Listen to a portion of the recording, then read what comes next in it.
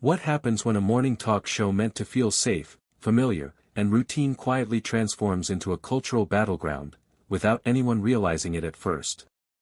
It never starts with shouting. It starts with smiles.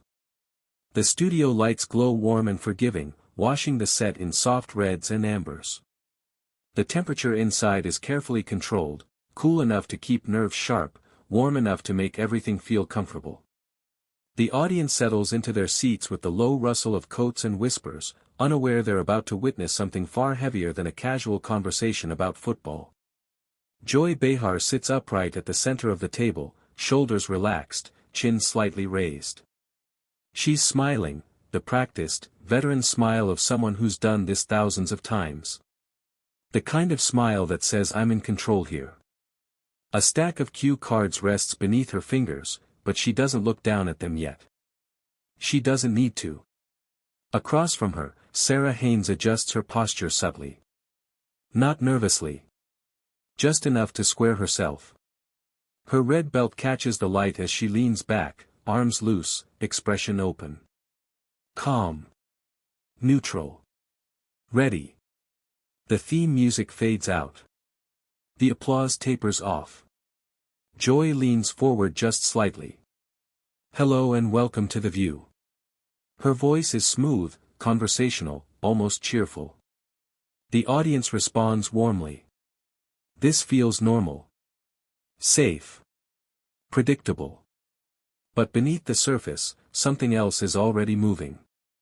Joy gestures lightly to the table, to the red outfits, to the symbolism of the day. Heart health.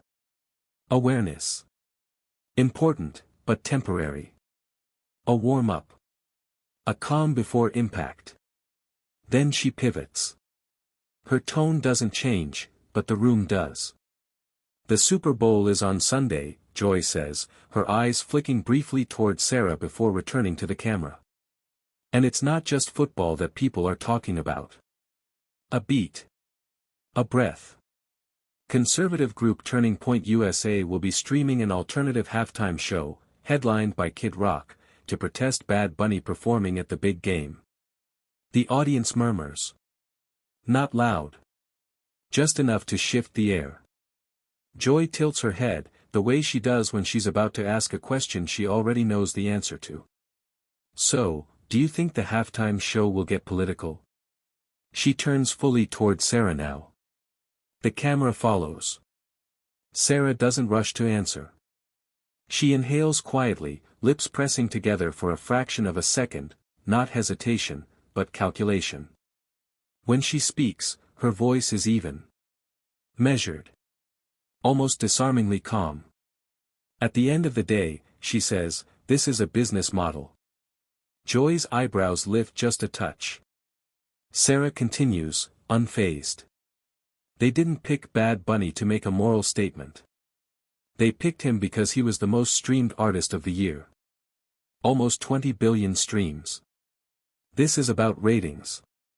She shrugs lightly, palms open. It's not political.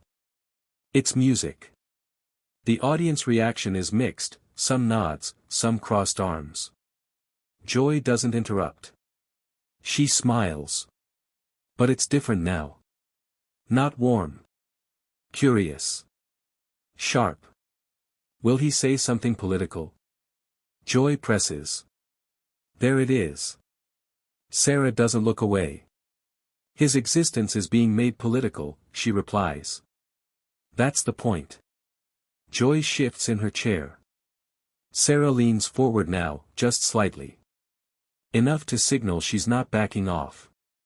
The only people choosing politics here are the ones watching an alternative show because they're upset. If you're tuning into the halftime show, you're there for the music. If you're tuning out, that's a political choice. The air tightens. Joy lets out a short laugh, not amused, not dismissive. Something in between. She reaches for her cards, glances down, then looks back up at Sara with a glint in her eye. Let me read you a quote, Joy says. Her voice slows. Deliberate. This is Kid Rock, she continues, reading carefully. He's having a dance party wearing a dress and singing in Spanish. Cool. We plan to play great songs for folks who love America. Joy looks up. The studio is silent. In other words, Joy adds, her voice sharpening, if you're speaking Spanish and dancing, that makes you un-American. She doesn't blink. She's watching Sara closely now. Sara exhales through her nose, not smiling anymore. I think what he said speaks for itself, she responds. But again, people are choosing to make it political. That doesn't mean the NFL is. Joy tilts her head.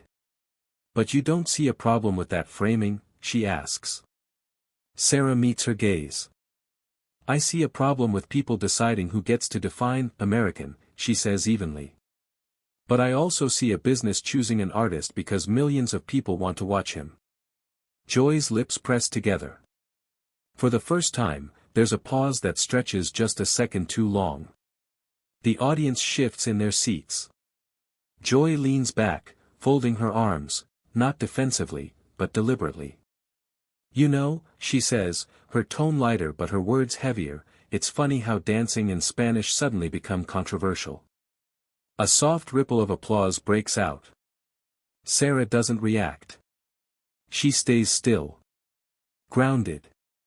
That's exactly my point, Sara says. His existence is being politicized. Not his performance. Joy lets out a quiet, She nods slowly, as if conceding, but her eyes say otherwise. The camera tightens on her face. And yet, Joy says, here we are. Another beat. The tension is no longer subtle. It's sitting right between them. Joy straightens in her chair, preparing to move forward, but not away. Toward something sharper. More personal. She opens her mouth to speak again, and the screen fades to black. The applause that usually cushions moments like this never comes. Instead, the studio sits in a tight, almost uncomfortable quiet, the kind that doesn't belong on a morning show. The lights feel hotter now, even though nothing has changed. The air conditioning hums faintly above the audience, a reminder that this is still television, still controlled. But control is starting to slip. Joy Behar doesn't rush back in. She lets the silence work. Her fingers tap once against the tabletop. Not nervous. Intentional. She's been doing live TV too long to fear a pause. Pauses, to Joy, are weapons.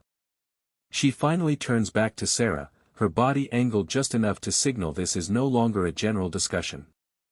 This is personal now. You keep saying, business, Joy says, voice calm but edged. But businesses make choices. And those choices say something. Sara doesn't blink. They say they want viewers, she replies. Which they're getting. Joy's smile returns, but it doesn't reach her eyes. Funny, Joy says lightly, because every time an artist I don't agree with is chosen, suddenly it's just business. A few audience members murmur. Someone exhales sharply. Sara shifts in her chair, crossing one ankle over the other. It's subtle, but it's a grounding move. She's settling in, not retreating. I think we're confusing intention with reaction, Sara says. Bad Bunny didn't wake up and decide to divide America. People decided to divide themselves over him. Joy tilts her head, studying Sara like a chessboard. And what about his past performances? Joy presses. The Grammys. The statements. The visuals. You don't think he knows exactly what he's doing? Sara nods once. Of course he does, she says. He's an artist. That doesn't make the Super Bowl a political rally. Joy leans forward now. Elbows on the table. Eyes locked. But you'd agree, Joy says slowly, that artists understand platforms. Sara doesn't hesitate. Yes. And that platforms reach millions? Yes. And that when you speak on those platforms, Joy continues, you're making a statement, whether you want to or not. There it is. The trap. Sara inhales, then answers carefully. I'd say silence can be interpreted as a statement too, she says. And forcing artists to avoid their identity just to keep others comfortable, that's a statement as well. The audience reacts louder this time. Applause breaks through, uneven but unmistakable. Joy sits back. She nods. But her jaw tightens.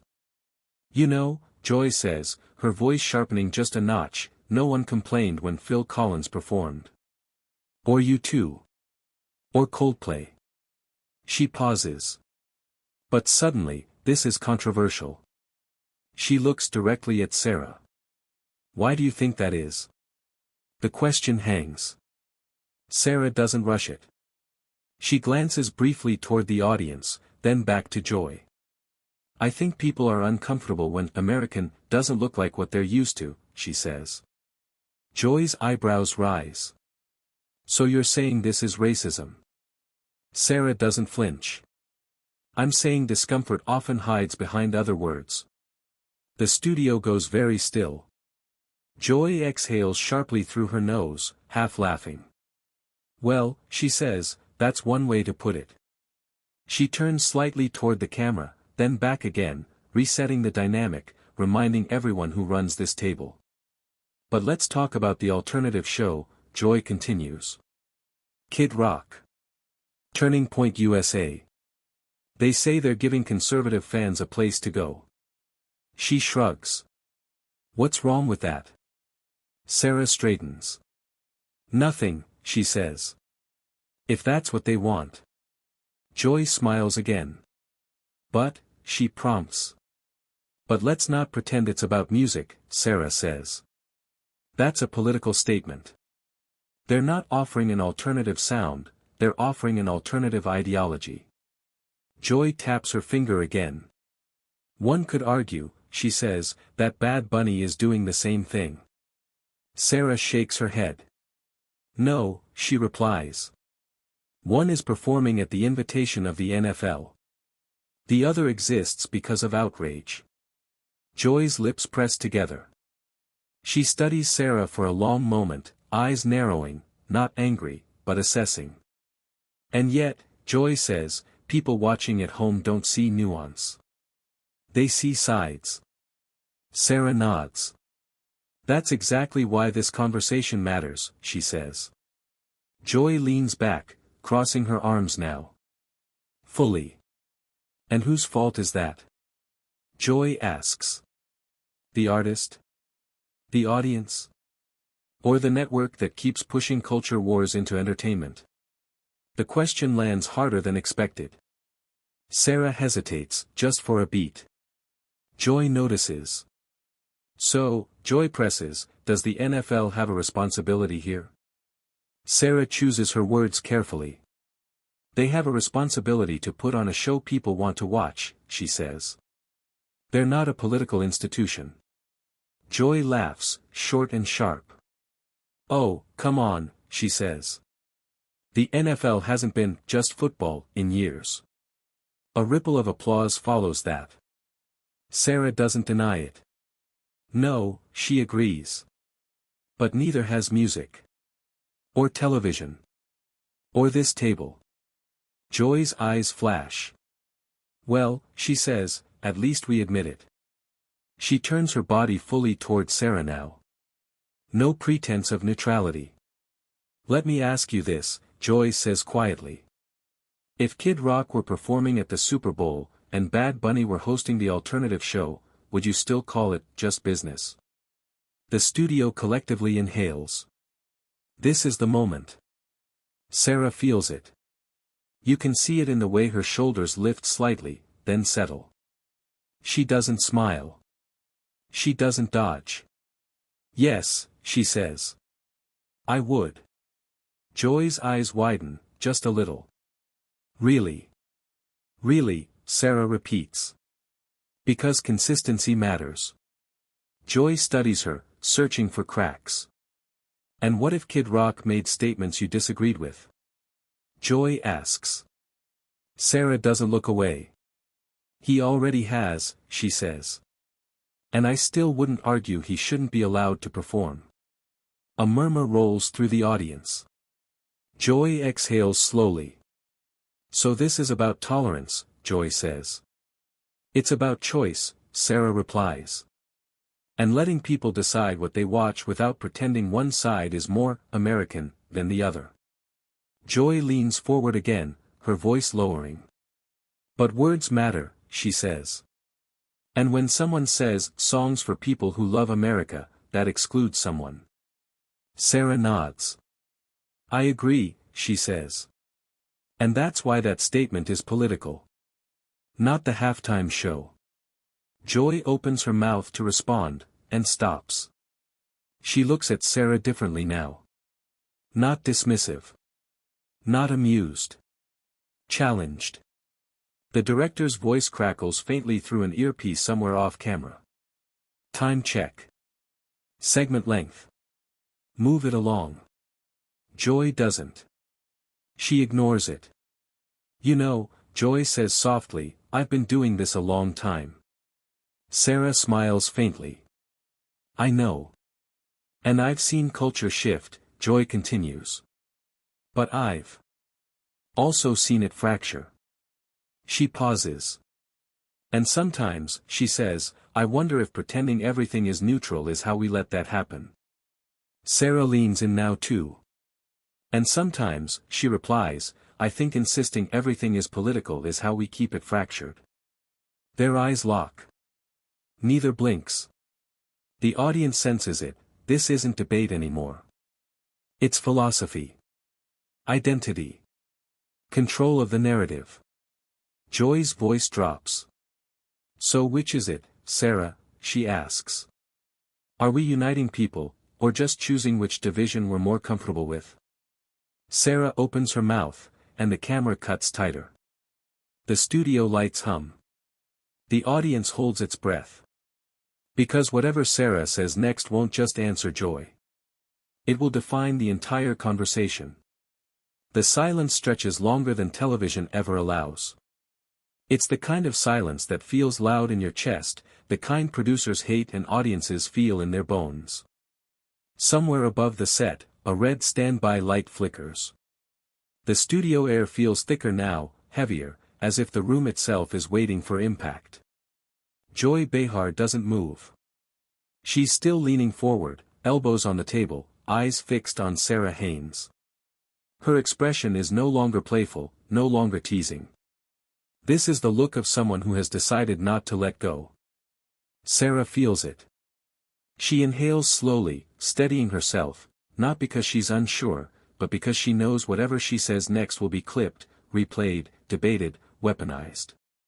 Her shoulders rise just a fraction, then settle back into place.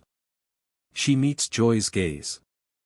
I think, Sara begins, her voice calm but firm, we unite people when we stop telling them who they're allowed to be in order to belong.